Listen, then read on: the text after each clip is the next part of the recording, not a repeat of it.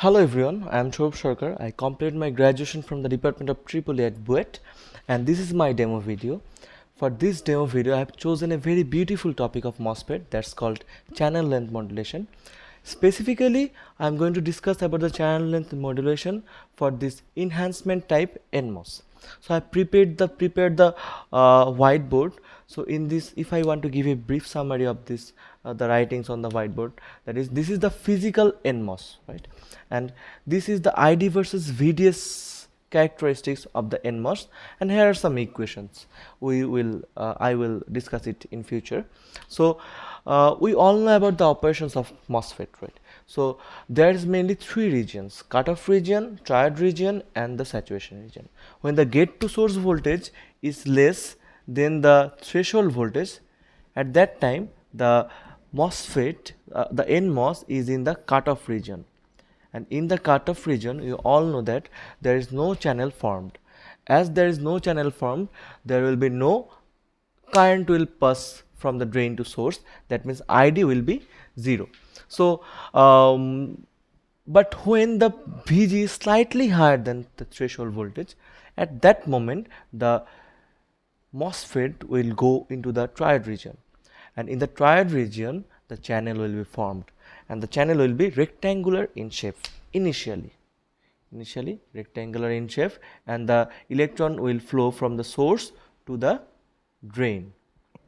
But as the VDS increases, in the characteristics curve we can see that the VDS is continuously increasing.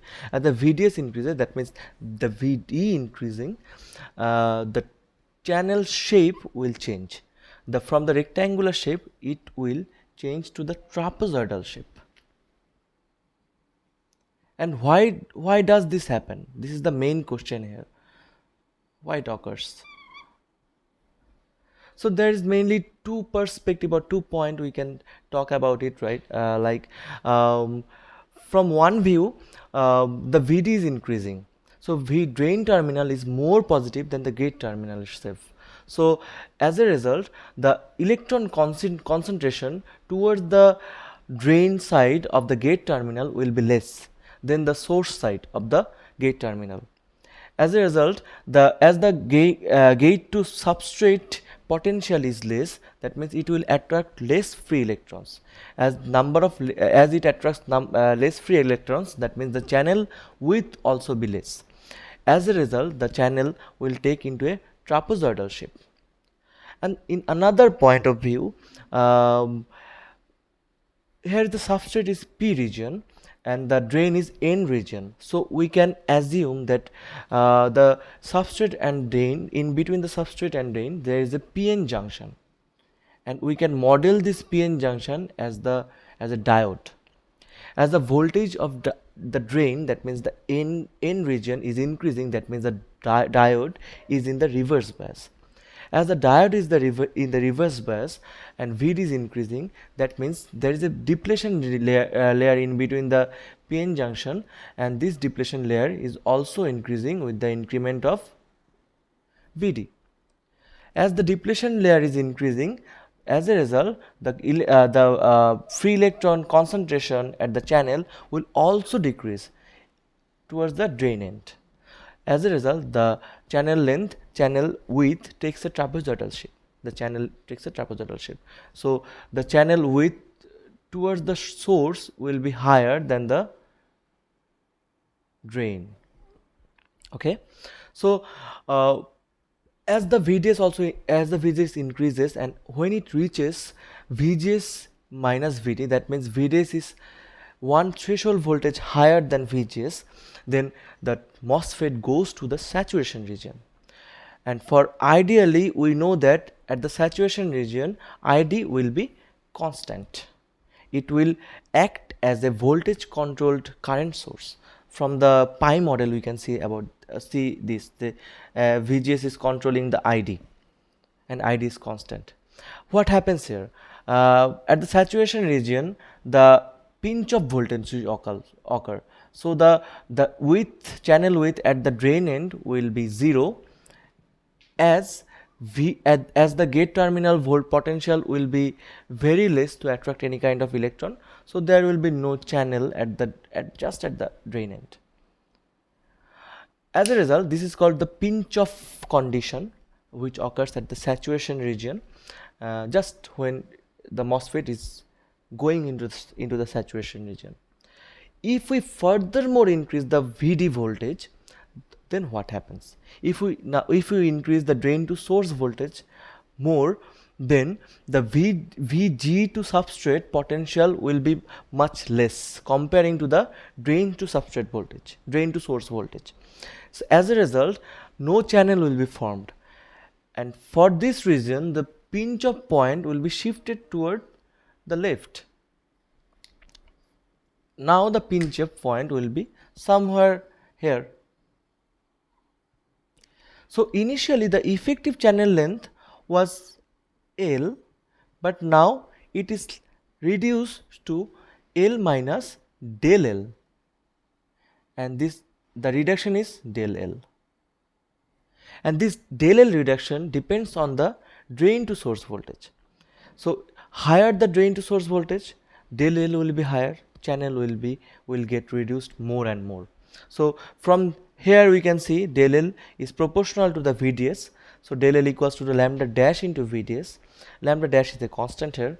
Del L by L will be lambda dash by L into VDS, and del L by L we can write it as lambda dash by L equals to lambda.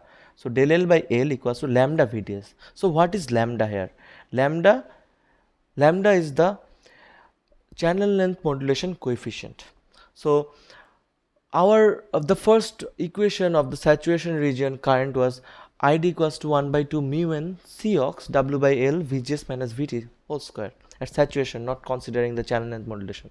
If we consider the channel length modulation, the L will not be a constant anymore. So L will be L minus del L. So we can write L minus del L as L into 1 minus del L by L. So by replacing these terms into the equation, we get finally half mu n Cox W by L VGS minus VT whole square 1 minus del L by L to the power minus 1. So we know that del L is very less than L. L is much more lengthier than the del L itself. So del L by L will be very less than 1. So 1 plus del L, 1 minus del L by L inverse 1. If we binomially express the this 1 minus del L by L inverse 1 equals to 1 plus del L by L plus del L by L square plus del L by L cube del L by L to the power 4. But we can neglect all the higher power terms because del L by L itself is very negligible term, very small term. So we can write it as 1 plus del L by L. So we just replace the 1 minus del L by L inverse 1 to 1 plus del L by L. Then we can write del L equals to lambda, del L by L equals to lambda VDS. Then we can get this equation, and this equation is the current, drain current at saturation region when we are considering the channel length modulation. So now drain current will be ID, which is the constant drain current at saturation region, not considering the channel length modulation, into 1 plus lambda VDS. And this ID dash, that means drain current considering the channel length modulation, totally depends on the VDS. That means in the increment of VDS, the ID will also increase, and it will increase linearly because it's a linear equation. ID is a constant, lambda is a constant. So we get the result as the current, drain current will not be constant anymore at the saturation region, and it will increase with the increment of VDS. So in generally the MOSFET is actually, the output resistance of MOSFET is actually infinite if we do not consider the channel length modulation. But if we consider the channel length modulation, the output resistance will be 1 by lambda ID. We can get this equation by taking the derivative of this equation and just shuffle it, so inverse it. So as a result we'll get the finite resistance, finite output resistance in the MOSFET R naught, which will be equal to 1 by lambda ID. And if we extend this line in backwards, these four lines will converge into a single point, and that is called early voltage, which is on the negative VDS line, and that's why we can say it as the early effect for MOSFET, and as a result the channel length modulation occurs, and the drain current totally gets dependent to the VDS. So this is all about the channel length modulation of the enhancement type NMOS. Thank you everyone.